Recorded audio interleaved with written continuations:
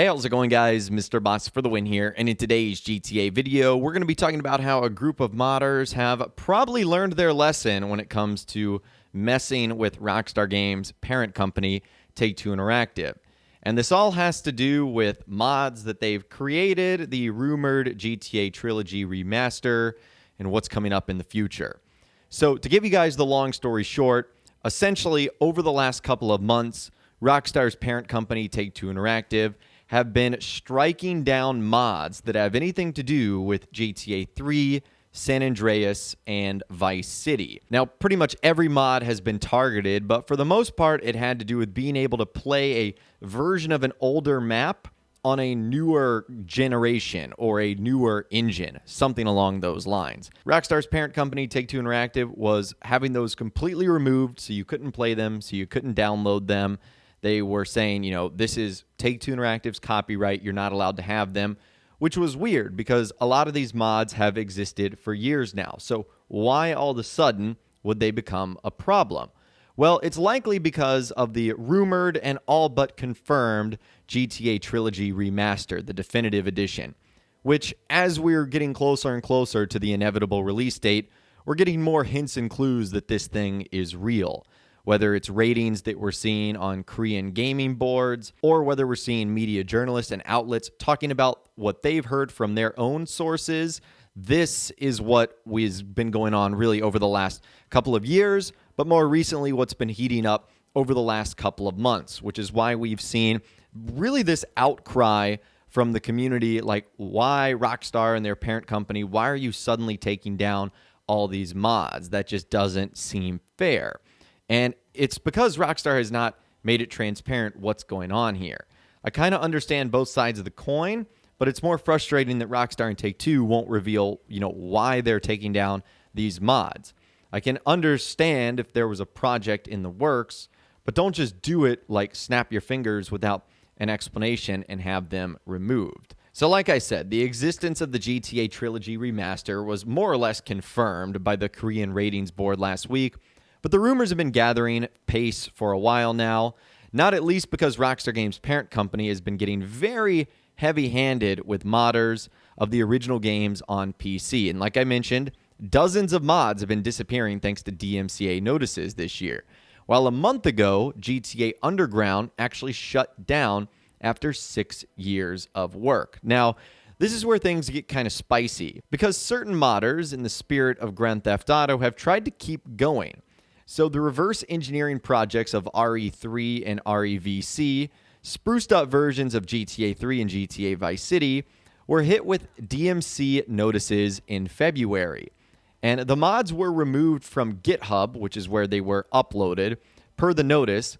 However, the modding team counterclaimed with an argument about fair use. So the creator of both those projects said, "We went the normal route. One of our team members filed a counterclaim with GitHub, and after waiting period of about 14 days, the repo got reinstated." Now, this is where things continue to get even spicier, because Take-Two's lawyers did not respond with the counterclaim, so GitHub restored the project. And for a while now, it looked like the modders were able to get their project back online, and players were able to download it and play it again. Now, I think this is where the modders underestimated Take-Two Interactive, because they probably didn't realize that they were preparing to bring out the big guns. So Take-Two clearly could have responded to the modders' counterclaim if they had so wished. Instead, they allowed the mods to reappear on GitHub. So yes, the modders could have been wiser, but it feels like Take-Two Interactive saw this as an opportunity to set an example, and so they did. And so Take-Two's lawyers have now circled back to RE3 and REVC and sent a notice to GitHub that it has launched an infringement lawsuit in the state of California.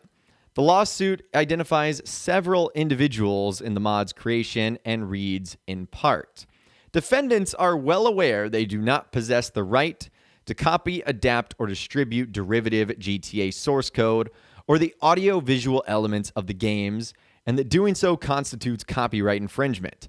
Defendant stated publicly he was very much worried about Take-Two's discovery that the RE3 and REVC projects, and when Take-Two attempted to remove defendants' infringing source code from the internet, At least 3 defendants knowingly filed bad faith counter notifications that materially misrepresented the legality of their content, apparently claiming that because they allegedly reverse engineered the game's source code, they somehow cannot be liable for copyright infringement. Now, here's where we stand today. GitHub has unsurprisingly removed the mods and all their forks, and if you go to their former page on GitHub, you'll find the site's standard notice of a DMCA takedown, alongside a link to the various correspondence around the mods.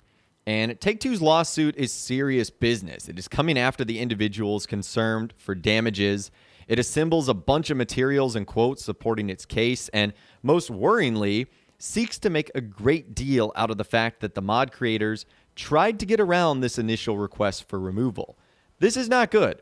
Now, no one wants to see modders getting sued or the distasteful David and Goliath spectacle of individuals up against a corporate legal team. Unfortunately, however, Take-Two is clearly not messing around when it comes to Grand Theft Auto. By any metric, it's one of the biggest and most important entertainment brands in the world, an almost inconceivably profitable part of Take-Two's business.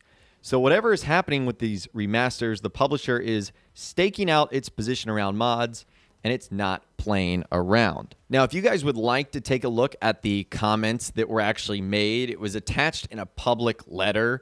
It's pretty interesting, and I personally don't know the people that actually created these mods, but I think they seriously screwed up by trying to get around Take-Two Interactive here. So I guess the long story short here is 2 things. Number one, I think the GTA Trilogy, the Definitive Edition remasters, are on the way.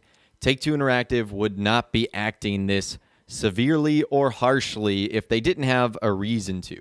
And we've seen this in the past with other projects as well. I know there was a Red Dead Redemption map mod for GTA 5 right before the release of Red Dead Redemption 2, and that project ended up getting the same squash that this one got, obviously because Rockstar wanted people to buy Red Dead Redemption 2 and not a modified version of it. And number 2, if you are a modder and you're watching this video, I don't know how many of you guys are, not only do I support what you guys are doing, your mods are incredibly talented and creative. It's something that I couldn't even imagine doing.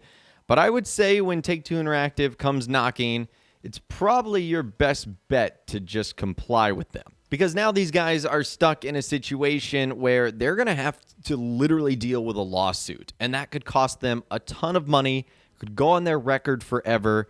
It's just stuff you do not want to deal with. So I'd love to hear from you guys in those comments down below. Let me know what you think about this whole situation, what it means for the modders, what it means for Take-Two Interactive, what it means for the Trilogy Remastered. Let me know what you guys think about that in those comments down below. I'd love to hear from you guys down there. If you guys did go on to enjoy this video, though, a like rating would, of course, be awesome. And be sure to subscribe to my YouTube channel if you are new. You want to stay up to date on all the latest GTA and all the Rockstar Games videos that I'll be doing here on my channel. And be sure to ring that notification bell as well. Sometimes YouTube just doesn't work, and if you ring that bell, you'll always be guaranteed to be notified when new videos arrive. But of course, as always, guys, thank you all so much for watching. Take care, and I'll see you guys in the next video.